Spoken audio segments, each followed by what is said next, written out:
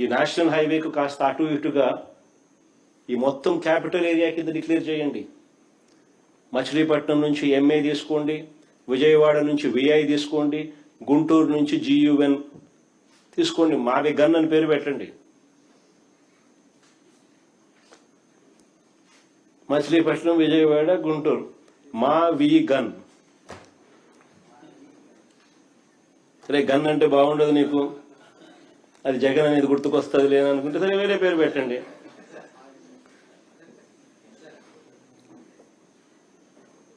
మచిలీపట్నం నుంచి ఎంఏ తీసుకోండి, విజయవాడ నుంచి విఐ తీసుకోండి, గుంటూరు నుంచి జియుఎన్ తీసుకోండి, మావి గన్ అని పెట్టండి. బ్రహ్మాండమైన 110 కిలోమీటర్లో క్యాపిటల్ ఏరియాని డిక్లేర్ చేయండి, కారిడార్ కింద క్యాపిటల్ ఏరియాని. కనీసం ప్లాన్ బి అన్న కనీసం పిక్చర్లోకి వస్తే అట్లీస్ట్ నువ్వు పెట్టే 2 లక్షల కోట్ల రూపాయలు ఈ రాజధాని ప్రాంతంలో అది అయ్యేది కాదు, సచ్చేది కాదు.